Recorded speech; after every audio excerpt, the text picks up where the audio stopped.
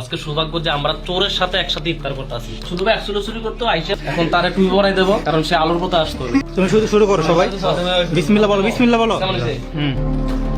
কথায় আছে চুরি বিদ্যা মহাবিদ্যা যদি না পড়ে ধরা, আর চুরি করে ধরা পড়লে এর পরিণাম যে কি হতে পারে তার নিশ্চয়ই বলার কোনো অপেক্ষা রাখে না।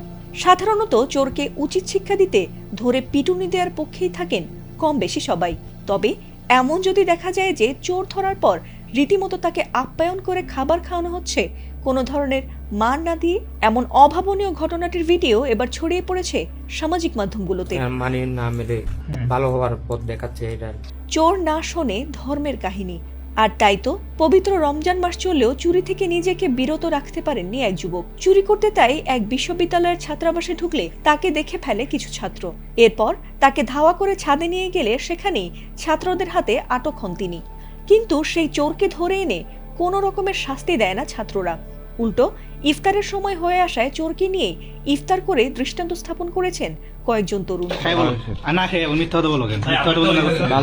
ভাইরাল হওয়া ভিডিওতে দেখা গেছে এক যুবক বলছেন, রমজান মাসে চুরি করতে আসছে ছোট ভাই, ওকে টুপি পরায় দেব যেন আলোর পথে আসে।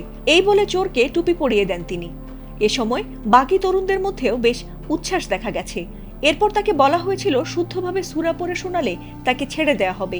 এ সময় সেই চোরকে সূরা নাস পড়তেও দেখা গেছে। ভিডিওটিতে আরো দেখা গেছে যুবকরা তাকে ঘিরে বসে জিজ্ঞাসা করছিলেন যে তারা তাকে কোনো মার দিয়েছিল কিনা। চোরটি জানিয়েছে যে তাকে কোনো ধরনের আঘাত করা হয়নি। এরপর দেখা গেছে তাকে ইফতারে শরবত আর মুড়ি খেতে দিয়েছিলেন সেই ছাত্ররা। ভিডিওটি ছড়িয়ে পড়লে অনেক নেটিজেনই জানিয়েছেন যে ঘটনাটি চট্টগ্রাম বিশ্ববিদ্যালয়ের। এছাড়া ভিডিওটি দেখে অনেকেই সেই ছাত্রদের প্রশংসা করেছেন।